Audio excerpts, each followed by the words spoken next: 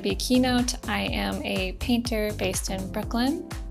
I make shaped canvases that I make by hand, and I dye the canvases and then stretch that dyed canvas. And then I paint on them with acrylic. They're abstract paintings and they're very colorful. The shapes of my work are, for about the last year or so, have been derived from quilting blocks. So I'm interested in the history of quilting. It's something I saw a lot growing up. And I'm interested in puzzles, so also putting them together, often they become a bit like a puzzle. So I start with the shapes. I do research. I'll comb through books in the public library, different quilting books, and find the shapes I'm interested in. And then it takes me some time to build the stretchers.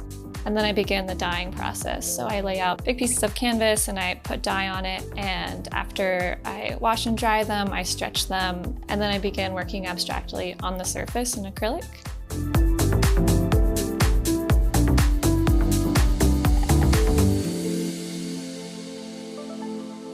My practice has evolved over time in a few ways. I did my master's degree in sculpture.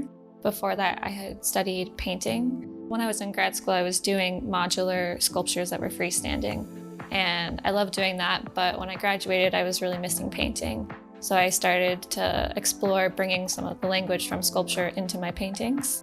And at first I was working with more like cutout wooden shapes, and then I transitioned slowly into painting once I figured out how to make these more custom shapes. What I love most about the basics acrylic fluid paint is that it often mimics dye while still retaining a high amount of color. And as someone who works with dye, I really enjoy putting it on top of that dyed surface, which can be really nice to show the dye underneath.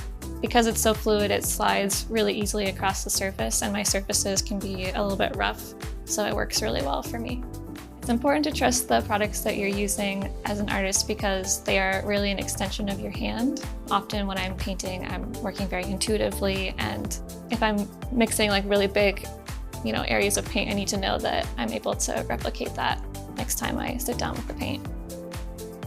There are a few techniques that I use that I consider unique to my process. I really enjoy finding more opacity in my work, and that's something I've been able to do with the fluid paints. I've been able to mix white to get something that looks nice next to transparent paint. I also really enjoy the slow dry medium that Liquitex makes. Because I come from a background of oil painting, but I've been working with acrylic for the last few years. When I mix it into paint, it extends the drying time, which allows me to mimic the effects of blending that I previously had with oil paint. There's a saying that a work is done when you've taken out everything that you can take out, not when you've added everything that you could think to add in. When you look at the negative space between things, you start to have a different relationship with the painting and know when it's done or not. Advice I would have for other artists that are just starting out would be to find a way to create some rules or parameters for yourself. I think it's important to have something to push up against while you're creating. So for me, for example, for this series of paintings I've been working on, I decided I didn't want to make any canvases that were curved. And that, as someone who loves shapes, is a big restriction, but it's been really fun to play within that restriction. I would also add that I think it's important, while having rules, to push those rules and to experiment and to not confine yourself too much. So I think there's a balance of pushing and pulling and just having fun in the studio.